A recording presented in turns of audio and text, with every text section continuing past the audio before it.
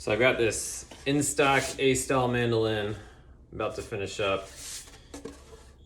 Sometimes I'll work on in stock ideas that I can sell later on while I'm working on custom stuff if things are drying, so forth. But I'm at the point with this mandolin where I'm going to be doing the initial fret dressing.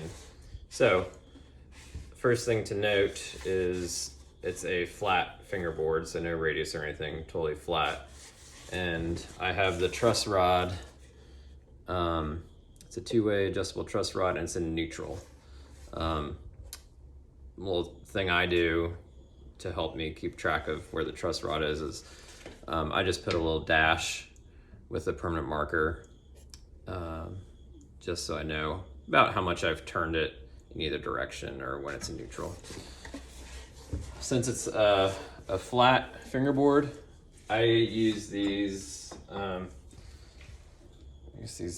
flat diamond file things. I have a fine and extra fine, and I will just, with the truss rod in neutral, I'll just lightly go in one direction, and I'll be applying even pressure from end to end, kind of like you're planing a piece of wood. And that will show if there's any major high spots. They'll become dull because the file is going to brush against that. If there's a low fret, it won't even be touched, so it'll still be shiny. There are not really any uneven spots on this.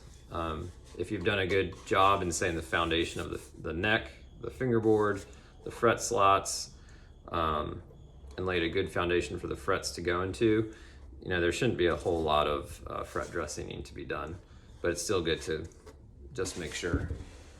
So I'll go over that, and then I'll do the extra fine after I drop it. And I'm still not really seeing any crazy high spots. Sometimes what I'll do is I'll kind of build some relief into kind of around the 7th to the 13th fret. And building relief into it involves turning the truss rod. So if you're looking at the truss at the mandolin from this direction, I'll be turning it clockwise. And again, using that reference line, you can now see, you can't really see it, it's now over on this side, and I've turned it about a quarter of a turn. So that's basically going to create a back bow and a very slight little bulge in this area. And what I'll do is I'll go over with these diamond stones and brush that down, and then I'll put the truss rod back into neutral. So go ahead and do that now. And what I do, just to make sure I don't go the whole length, to remind myself, I'll just anchor my thumb about the 5th fret, and I'll kind of use that as just a stop gauge. And so yeah, it kind of keeps me accountable so I don't get too carried away. Maybe I'll go to the 4th fret, and I'll just do a few quick passes, applying even pressure, and I will then put the truss rod back into neutral. And you can double check. I have one of these precision straight edges. I think it's super important to have at least something that's really super flat in your workshop as a reference guide. And that looks dialed in. I'm seeing just a hair of light between the top of the fret wire and the straight edge side of the reference edge. So that's exactly what I want. When you think about it, when it's all strung up and under tension, the headstock is going to be wanting to pull itself towards the bridge. So it's this downward pressure, right? So that's going to create this part of the fingerboard to want to pull up this way, and going to create a very slight divot here because it's trying to kind of collapse in on itself. So having that relief allows a little bit more wiggle room for action at the bridge, a little bit lower action. So that looks pretty good. The next step of what I'll do is I take one of these little triangle things, super useful, especially if you're doing a lot of fret jobs. You could also use, before I got one of these, I use like a razor blade, the ones that for the box cutters. And again, you make sure you have flat reference sides, but they're great because they have a lot of, here's one right here, a lot of short sides. And it's great for when you get to the higher fret wires where the higher frets where the fret wire is a lot closer together. And this basically spans a lot of fret wire. And really you just want to do 3 frets at a time. So I'll start at this end and I'm applying pressure kind of evenly across and kind of like rocking it or trying to, and I'll kind of slide it the whole length of the fret wire and only spanning 3 frets at a time to see if you get that seesaw effect. So change angles. And again, hopefully if you've done all the other steps right, there shouldn't be a lot of work needing to be done at this point.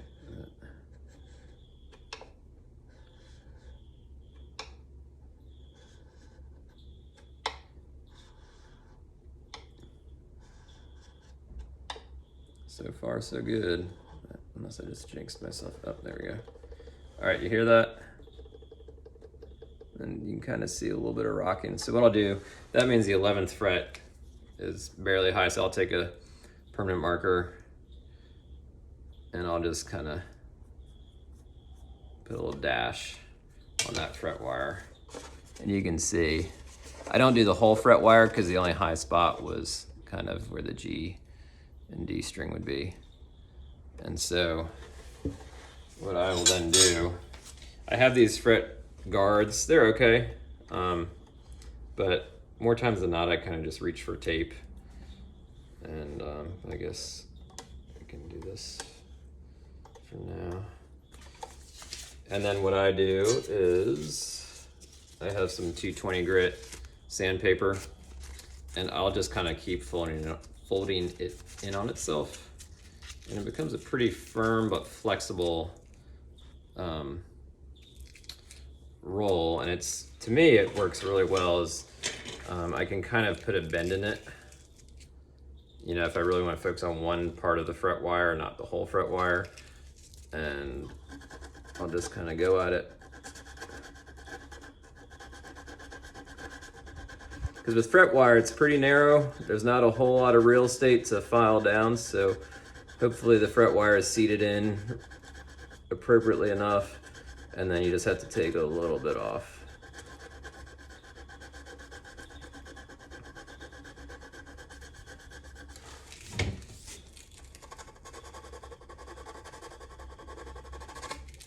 All right, so I'll just leave that fret guard on now, and I'll go back and I'll check, and it's not rocking, so that's kind of all it needed. And then you just kind of, I like to correct the high spots as I go. I've done it both ways, where I'll mark as I go, but then I realize it doesn't make any sense because you're kind of not getting an accurate representation all the way down. If like you have a fret that's high here, well, that's going to throw off your measurement downstream. So it's best to just address the issue as it comes up.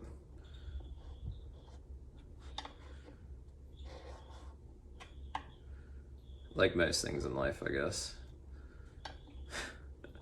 Address the issue as it comes up.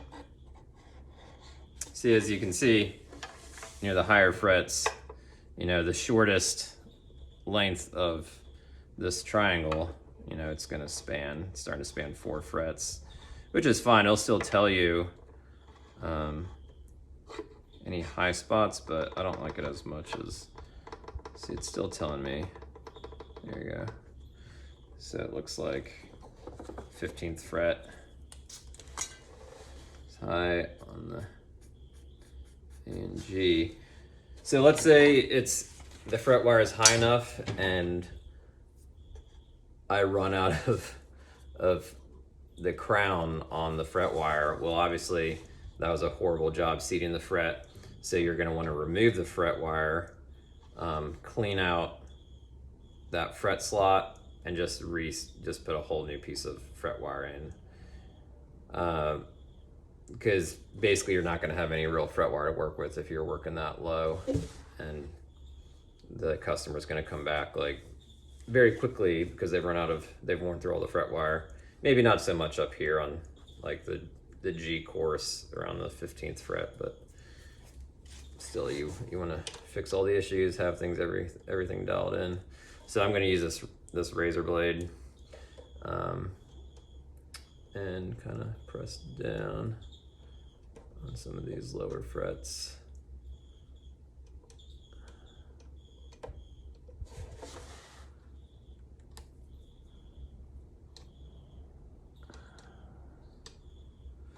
So that's the one spot needing a little bit of work. But since I showed you how I did that one file, I'll save that for later on. So once I've done that, I will basically take I have some 600 grit here, right here, some 600 grit sandpaper, and I'll just kind of go over the whole fretboard, and I'll basically be using my thumb. And I'll fold the sandpaper, and let's see if you can see it here.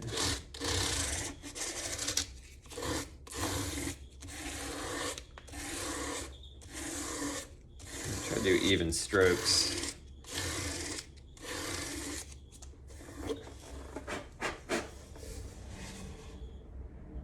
It's good to eyeball things every now and again too. Sometimes that tells you what you need to know. I then I use these micro mesh sanding pads a lot, as you can see. So I make sure they're in order of grit, and I kind of just go through. I fold it on itself a bunch. This is folded into quarters, and I'll just kind of go through the whole fingerboard, making sure I get out any scratches that's on the fret wire.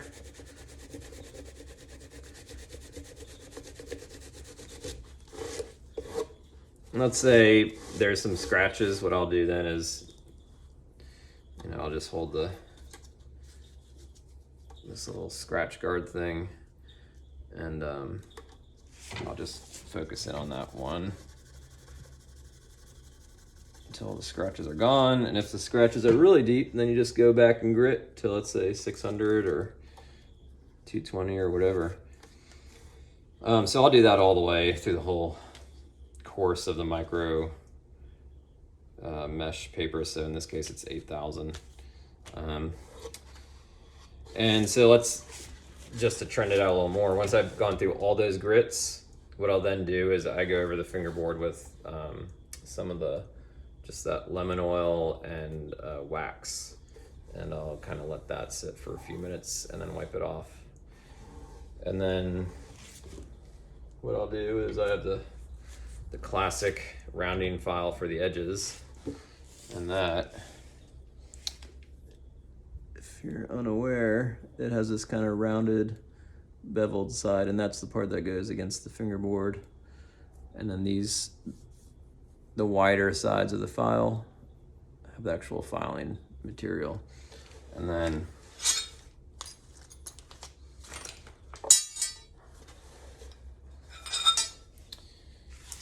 what you want to do is first assess with your finger.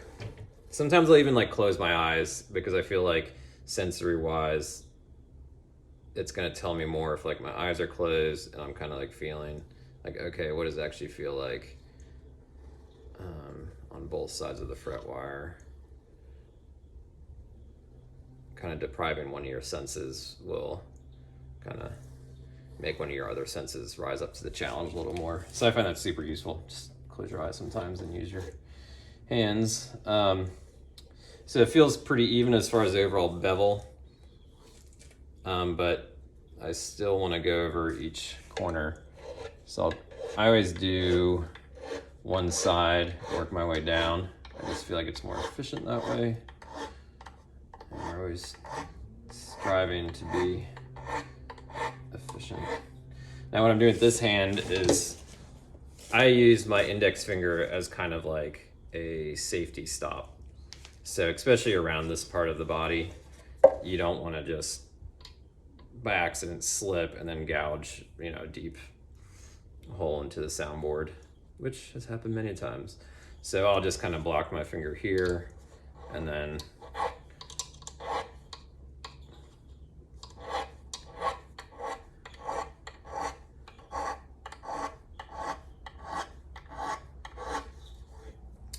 I'll do the other way.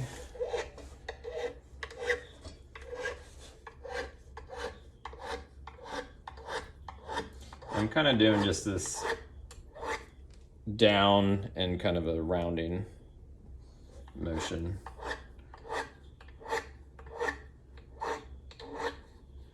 And when you get, again, back over the body of the instrument, I would just do really short little strokes. Whereas over here, when it's just air below it, I just start with one end and try to use the whole length in one smooth downward curling motion. Like that. So I would then do the other side. And then I just basically tape it off, and because it's pretty close to being done, and I want it to be protected because there still is a little bit of sanding to do, and if I'm staining the instrument, which in this case I am, I don't want to then go back and have to get stain off of the fingerboard. So I think it's a good idea to tape it off. Final adjustments will be addressed once it's actually strung up and the initial setup with the strings and everything, and that'll be the true test of how you did with your fret dressing. And so hopefully this was helpful. If it is, that's awesome. If you have any questions, leave questions or comments. I'm trying to get more woodworking and luthier stuff up on the Dubova page, so definitely subscribe if you're interested in following along with custom builds or in-stock builds or different advices of things I've learned over the past like 13 or 14 years. So, all right, thanks for watching.